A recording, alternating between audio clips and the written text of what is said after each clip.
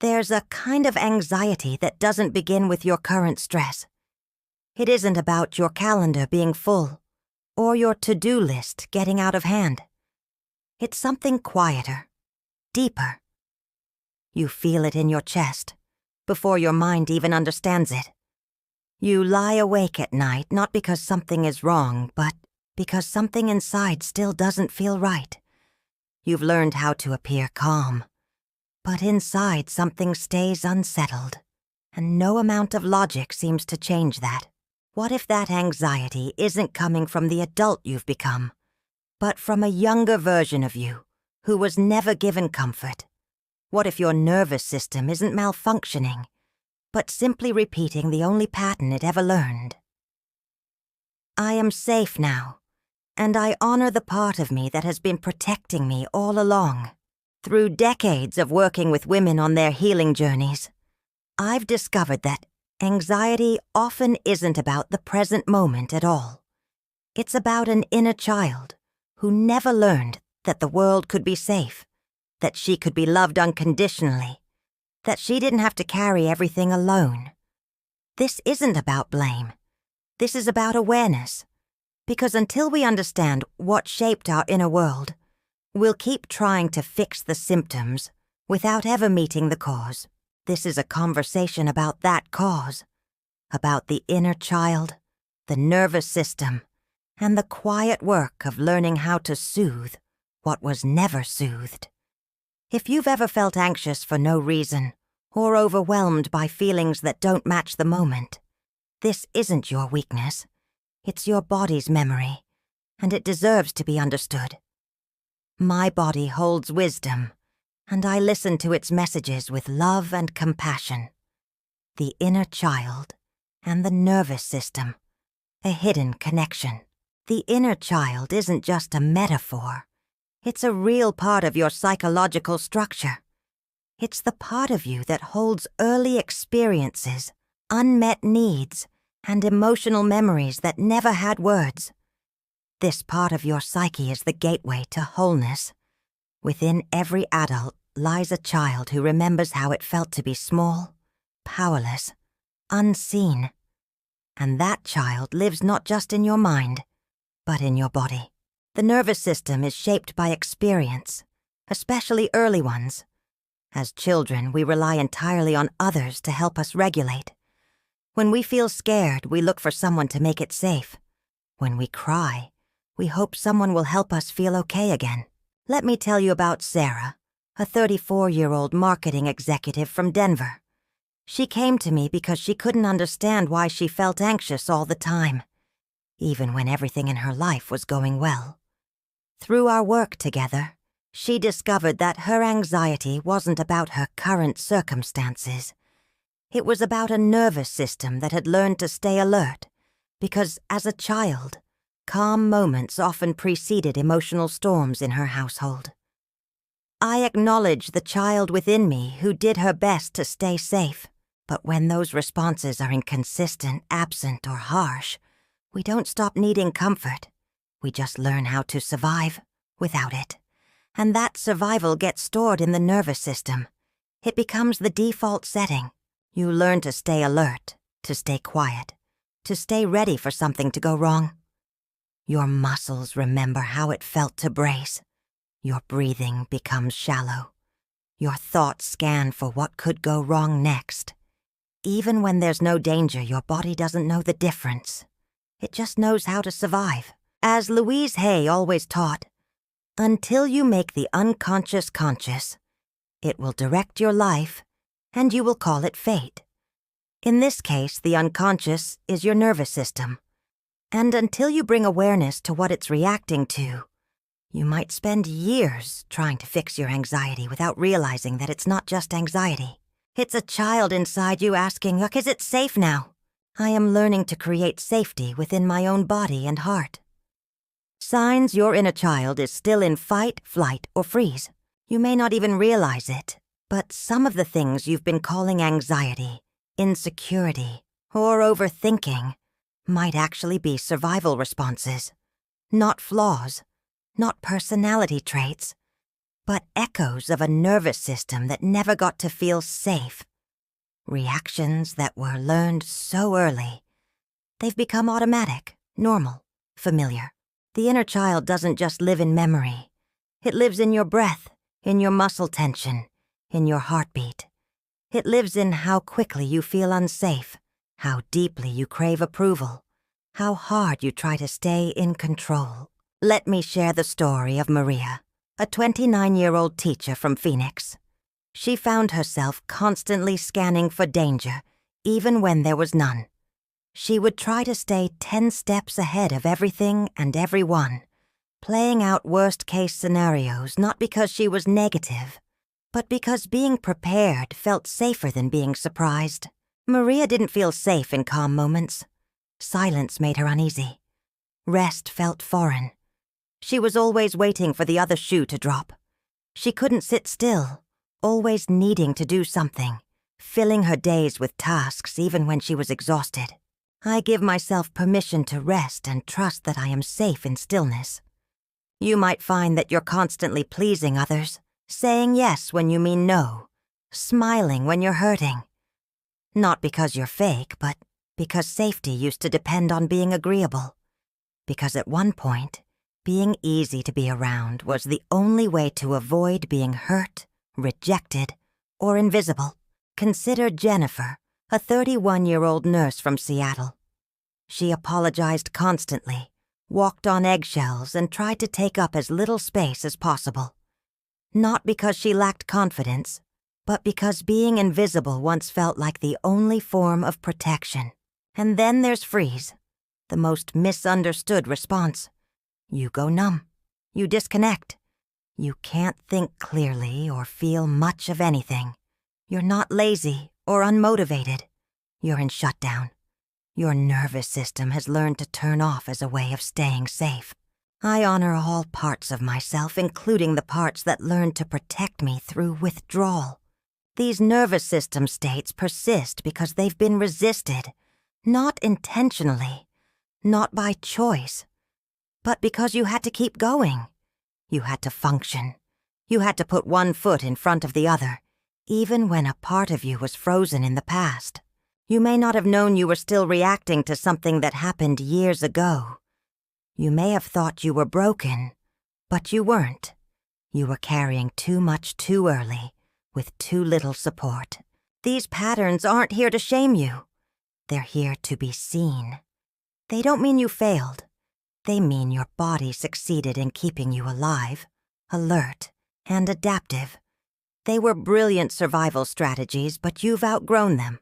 I thank my body for protecting me, and I gently teach it new ways to feel safe. Awareness is the first key. Recognizing these responses for what they are is not weakness. It's strength. It means you're waking up. You're beginning to notice when the adult you is functioning from the fear of a child who never got to feel safe. And the moment you notice, the pattern starts to soften. You don't have to shame yourself for these signs. You only have to witness them. You don't have to rush to change them. Just sit with them. Honor what they protected, and gently ask, is this still true now?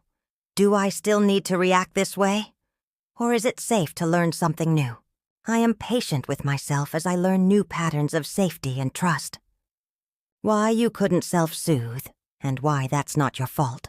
Have you ever wondered why it's so hard to calm yourself down? Why, even when you know you're overreacting, your body still feels like it's under siege?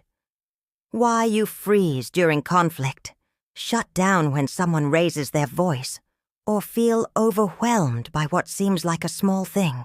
Let me gently tell you something you may have never heard before. You were never taught how to soothe yourself, because someone else was supposed to do that first. The child's psyche is incredibly vulnerable, and in its earliest stages it depends entirely on the environment to regulate itself. A baby cannot calm itself. A toddler doesn't have the emotional tools to process fear or confusion or rejection. What you needed was attunement.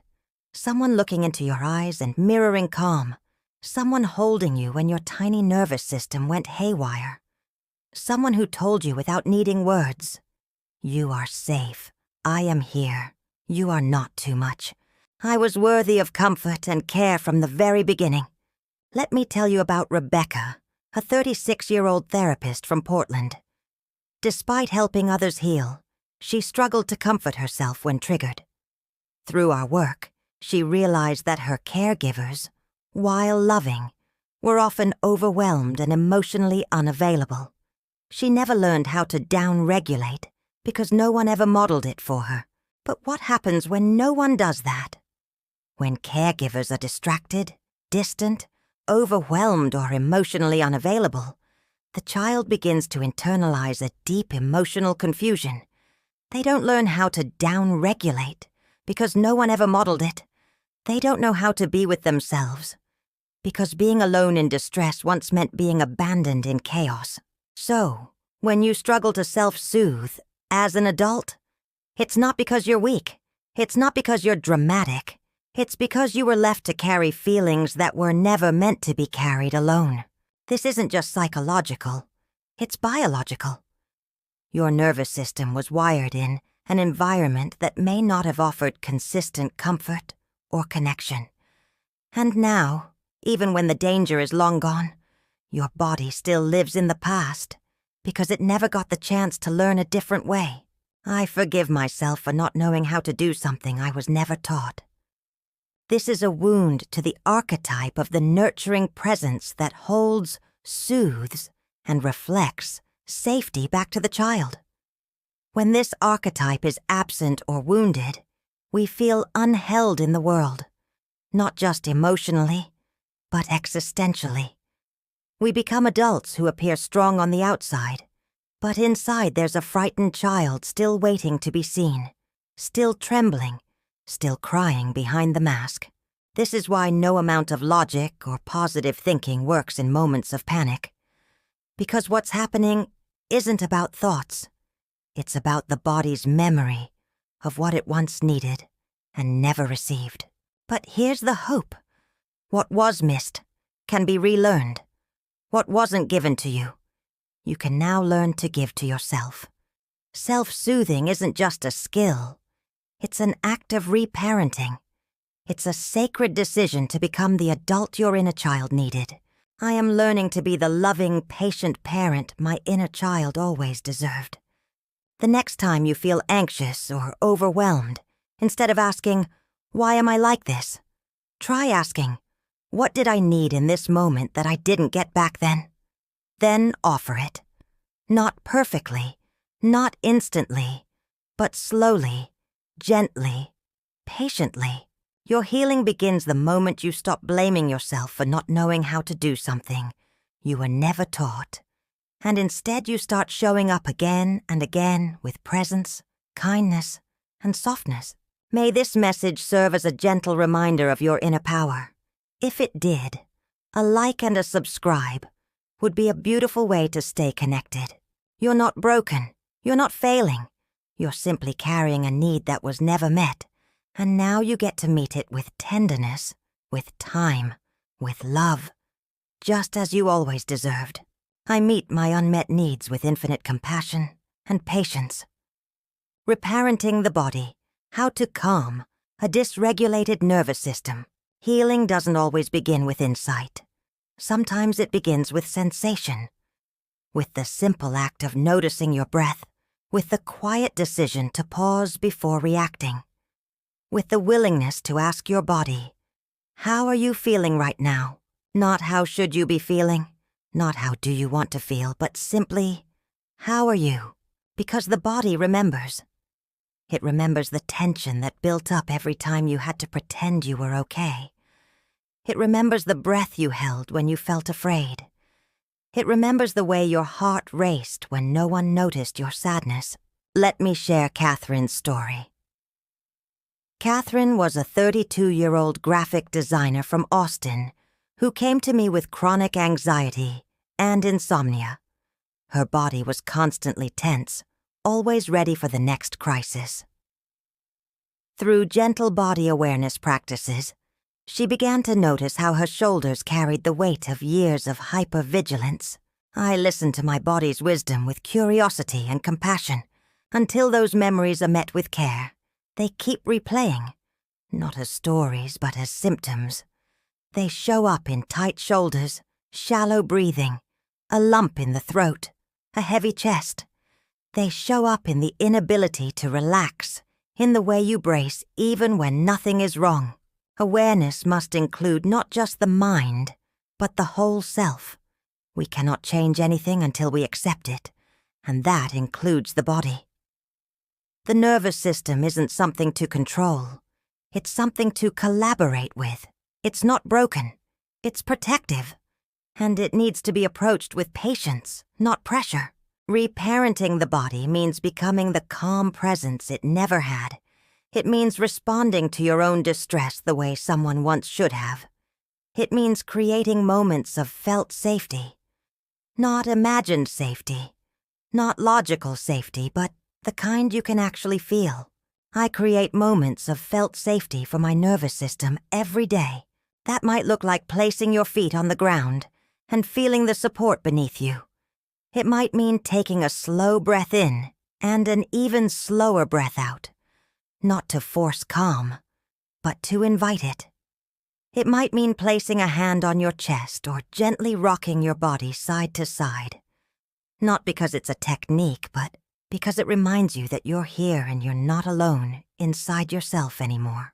Lisa, a 28-year-old social worker from Miami, found comfort in certain textures and sounds. She would wrap herself in a soft blanket when feeling overwhelmed, or step outside to feel the sun on her face. These weren't just coping mechanisms. They were ways of teaching her nervous system that safety was possible.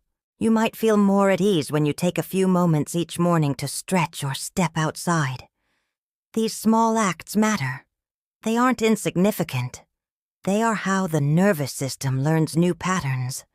They are how the body begins to believe a new message. You're not in danger anymore. Small acts of self-care are powerful messages of love to my nervous system. It's easy to think you're not doing enough if you're not making dramatic changes. But nervous system healing doesn't happen in dramatic moments. It happens quietly, in the way you choose to pause instead of push, in the way you let yourself cry instead of swallow it down, in the way you notice tension and gently ask your body what it needs instead of judging it for how it feels. I hold my feelings with the same tenderness I would offer a beloved child. When you begin to look inside with care, with curiosity, with compassion, you awaken parts of yourself that have been waiting for years. Parts that were never broken, only frozen, only waiting for safety. You're doing it now, one gentle moment at a time. I am my own safe harbor, and I welcome myself home with love. Your journey home to yourself. So maybe your anxiety was never just about the present moment. Maybe it was a message from a much earlier time, carried silently through your body. Maybe it was a way of saying, something still hurts here. Something still needs care. And maybe it's not that you failed to grow. Maybe it's that you've finally grown enough to begin listening. When you start noticing your nervous system, not as an enemy but as a messenger, everything changes. When you stop criticizing your reactions and start responding with curiosity, you stop the cycle of self-blame. When you offer kindness to the parts of yourself that were once ignored, you begin to rebuild trust, not with the world, but with yourself. I trust myself to heal at my own pace, in my own way, with infinite love. Healing means integration. You don't become whole by pushing parts of yourself away. You become whole by turning toward them. You become whole by welcoming home the parts of yourself that have been waiting in the shadows, waiting to be seen, waiting to be loved. Your anxiety isn't your enemy. It's your inner child's way of saying, please don't leave me alone with this anymore. And now you know how to respond, not with judgment or frustration, but with the presence, patience, and unconditional love that child always deserved. You are not broken. You are not too much. You are a beautiful soul learning to come home to herself, one gentle breath at a time. I am whole, I am worthy, and I am finally coming home to myself.